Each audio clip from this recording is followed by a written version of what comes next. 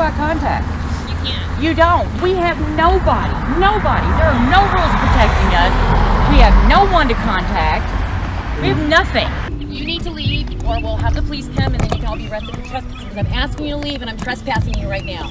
And I'm the landowner here. Go ahead and call the chief of police. He was here earlier. Just give him a call back and tell him to come here. And then I need to look up this unit. I'm Captain Mills with the police department. You guys can't be in the street. The property manager over there said he didn't want you guys on his property. There's no sense in saying anything. You guys are going to protect them, and you're not going to do a damn thing for us. So we're here. We're not doing anything wrong. So If we're not doing anything wrong, we're not answering any questions. They had a family with a newborn living in a condemned house. Please go away. I just want a decent place to live. That's all I want is a decent place to live. People are content with the conditions of this living complex.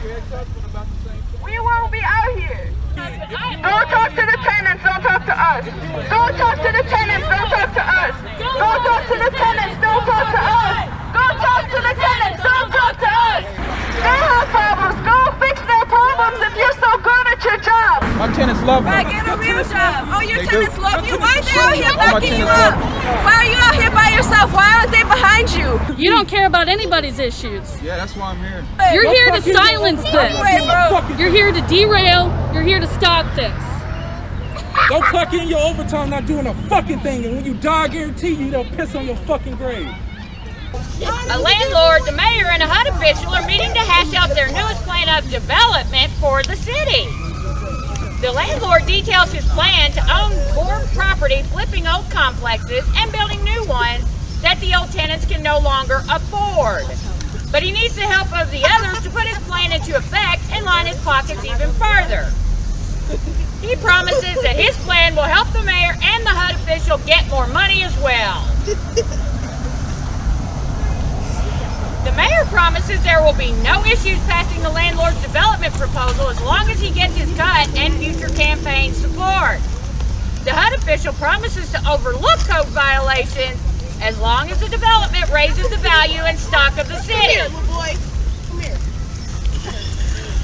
With these plans set in motion, our city will only become more unlivable for working class people. Rents will rise. Older complexes will fall into disrepair. And when working class tenants have finally been kicked out to the streets, new development will begin for luxury apartments. This tenant faces pests, broken appliances. They cannot live under these conditions. Despite paying rent, they have to live with bugs infestation and a broken oven, unable to cook for themselves and their kids. But instead of fixing the issue, the landlord rushes them away, promising they will look into it, with no intent to fix it any sooner.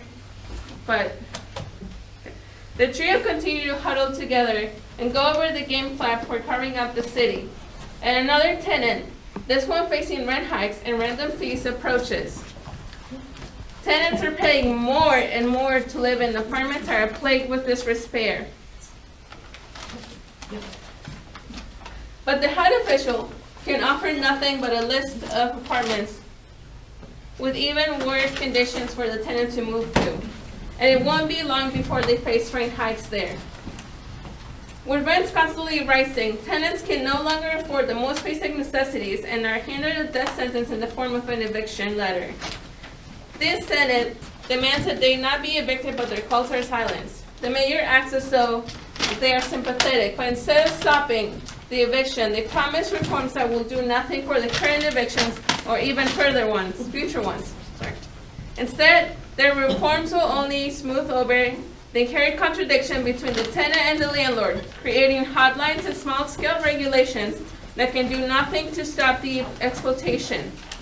The tenants will be evicted, and so will all the other tenants, as long as they lack power.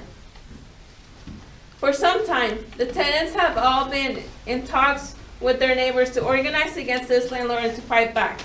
By now, they have had enough. They are ready to stand together and demand change for themselves. They gather the people and march up to the landlord. We're going to gather and march up on the landlord.